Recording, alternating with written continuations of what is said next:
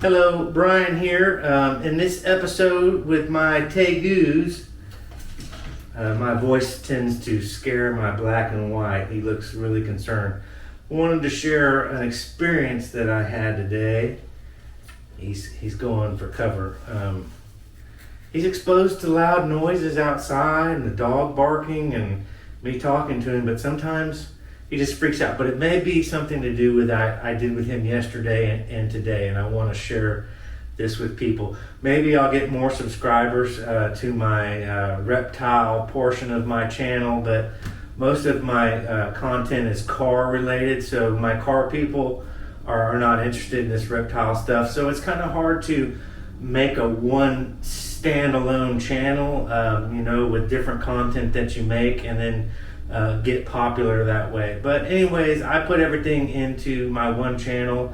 Getting through life is just kind of my how I do things. Not just getting through life. I have a powerful tool to get through life, and it's Jesus Christ. But talking about the reptile, I took him outside yesterday, and I'm sorry he's not up there to look at. He's a beautiful animal.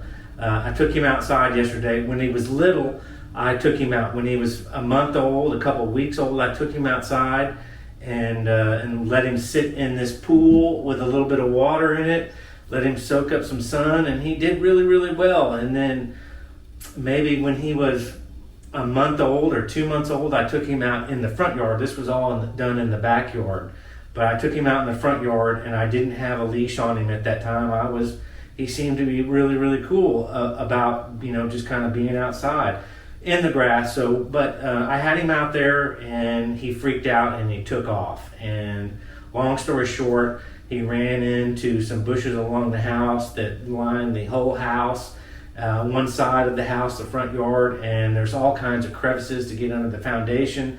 I thought I had lost him. I mean, he ran on his back feet, in that frilled lizard type of way, the Jesus lizard. And he ran straight into those shrubs, and I ran after him, and I couldn't find him. And luckily, after about 30 minutes, almost at the point of giving up and just writing it off, I saw, because it was all covered in leaves and dirt, and it was really hard to get under these shrubs with the branches poking in the face and everything. So, last chance, I saw a little tip of his tail sticking up out of the leaves, and I was like, there he is. And so I grabbed him and I brought him inside, and I didn't take him outside for a long, long time.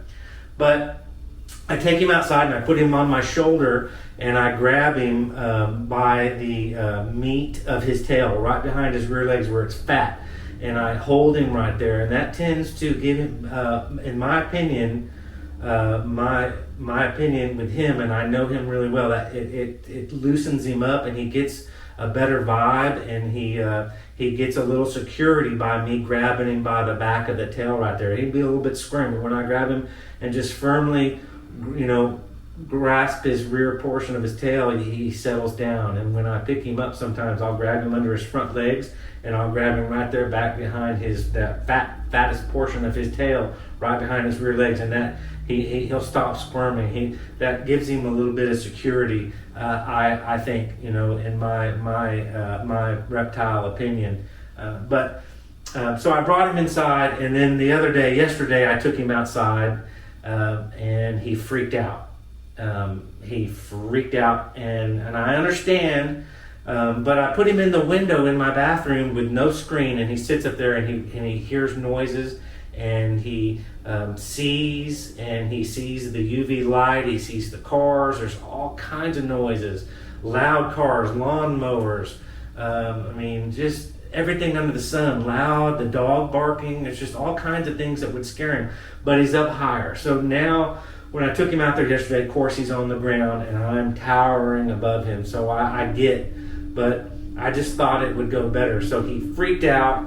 I have him on this just little leash that I bought for like $8, and it goes up under the front of his legs, And this is a bitch to get him into this. He does not like it, and that may be a part of the problem too, is he's not familiar with that. And then he's on the ground, and I'm pulling him this way, and he covers so much ground so quickly, and he will go towards the screen fence, and where if he gets through the screen fence, it would just be it'd be bad news.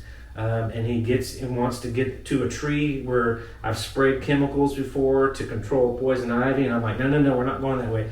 And the shit hits the fan when that happens. He looks back at me then and gets scared and starts death rolling, turns around and real sharp maneuvers and opens his mouth at me. He's never done that, and sits there and opens his mouth. And then when I start to try to reel him in to bring him inside, he death rolls, and then he flops his head and he goes ballistic. 120% difference of him being indoors. He's sweet indoors. He's never opened his mouth at me. He's never been aggressive to me, other than some food aggression, but he's gotten past that. So again, I wrote that off, and I took him out again today, trying to see a second time if I could adapt to him, because I want to take him out and just let him forge through the the little wooded area I have back there and just expand his horizons. And again, he flipped out today. He goes straight towards things that I don't want him to go to, that he can get entangled. And so I had to reel him back, and he death rolled, and he opened his mouth and hissed at me, and he was pissed. And I had to reach down and grab him to bring him inside, because he can get out of this little harness if he flips and death rolls enough. And if he gets out of this harness, he is gone. He is literally gone, and I will never see him again. So I reached down and had to get control of him, and he turned around and he bit me on my finger. I'll give you a little close-up of it, but it felt like basically a monkey wrench or plumbing pliers. I mean, just brutal when he bit down on me. I was like, yo, bit down on me. And it was a good experience, though, because he's 31 inches as of a few days ago when I measured him. And now I know being bit, just straight out turned around, an aggressive bite, like he's thinks he's being harmed. It's different than a food bite. I can pretty much assume that. It was an aggression bite to let him go. He was in panic mode, and he bit me right on my finger. And like I said, it was like somebody took that monkey wrench or those plumbing pliers and just went on my finger. And I didn't know, it bled. So I don't know how bad at that point, the laceration was. But the laceration isn't that bad. It's just bruised. The good thing is it didn't lacerate the skin open and peel anything back or break my bone or anything dramatic like that. But it definitely hurt, and he did some damage to me, enough to make me let him go. But I had to get him under control and then bring him inside and not jeopardize him getting lost outside and running away.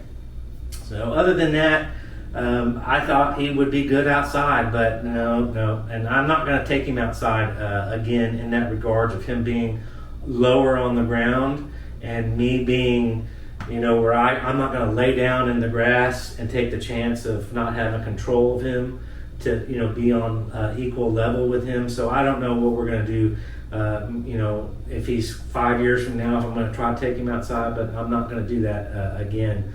I will take him outside because he's okay on my shoulder, and when I have him by his tail, so he can't just all of a sudden skits out and launch off my shoulder and go across somebody's yard when I take him out and walk the dog with him, because he appears to enjoy being outside and on my shoulder.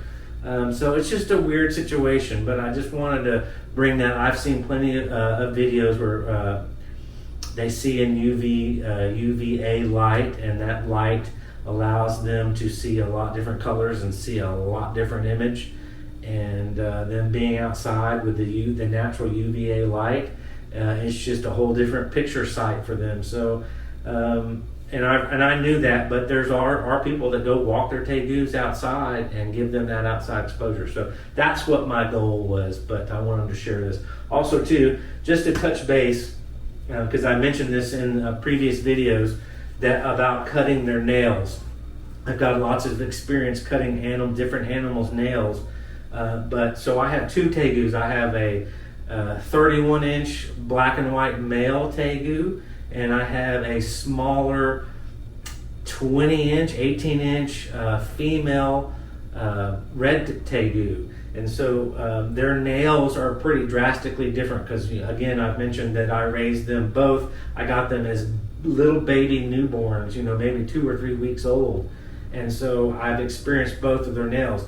My red Tegu's nails are a lot sharper and a lot more dagger-like, a lot more needle-like is probably better to say, a lot more of a needle point than when my black and white Tegu was her similar age.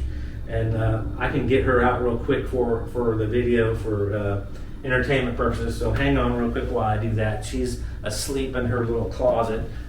Okay, I am making some leeway with this little girl. She's allowing me, if I'm really slow, to pick her up. She still doesn't like it. You can see her trying to squirm out of my hands.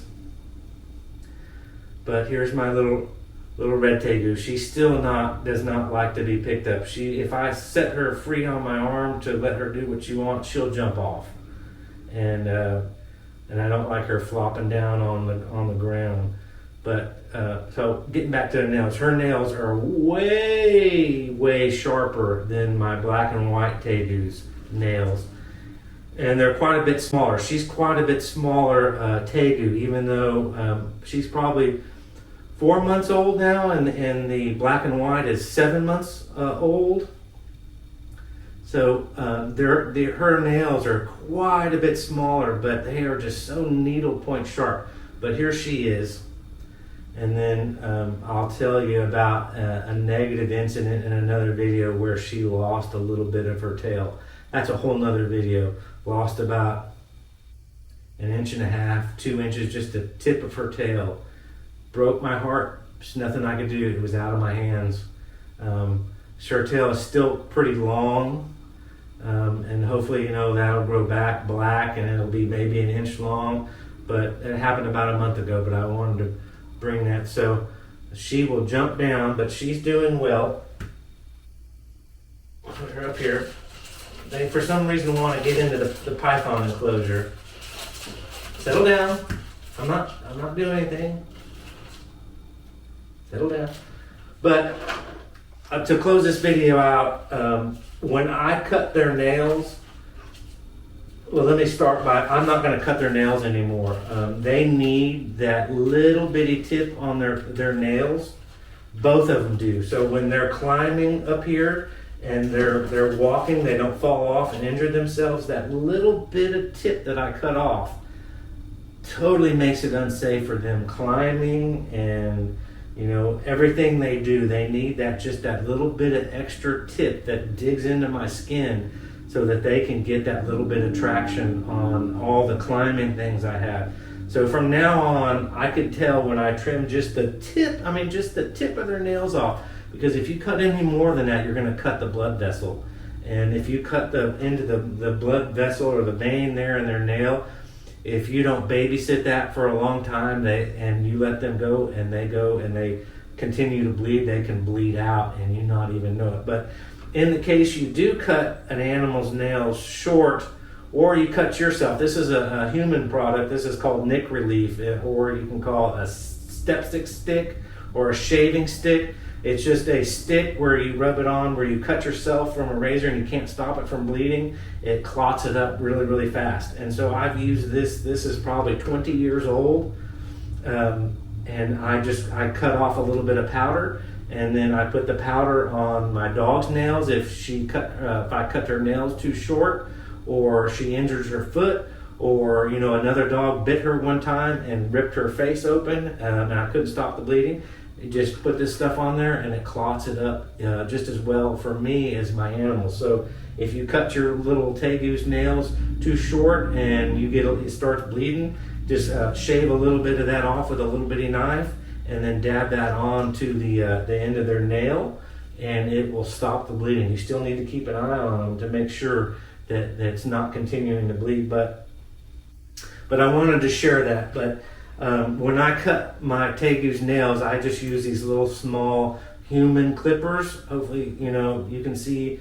And I just cut the little smallest portion of that tip. It's almost micro that I cut the tip off. You do not want to cut more because you will cut into their veins. The bigger they get, the little bit more of the tip that you can cut off.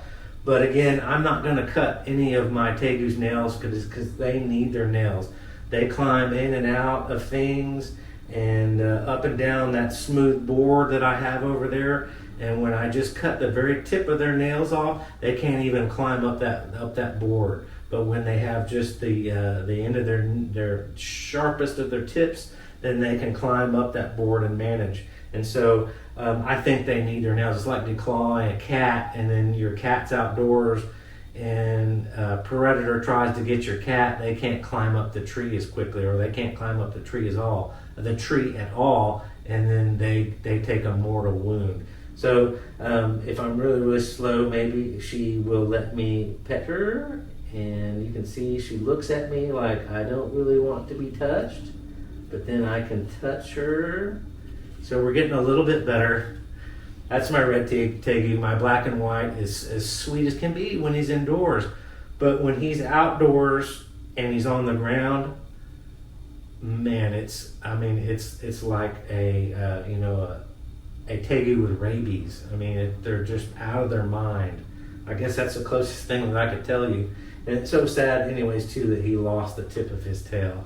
I mean, it's just nothing I could do. I could get angry about it or upset and fret about it, but what happened is what happened. And I'll make another video on that of what I think went wrong and what I would change and what I wouldn't change. But it was an accident, and it wasn't necessarily my fault. It's just something that's going to happen. It was in the hands of God, and God decided that He didn't need that little tip portion of His tail for some reason, But other than that, that's the video. Thanks for viewing. My name is Brian, and have a great day. Bye-bye.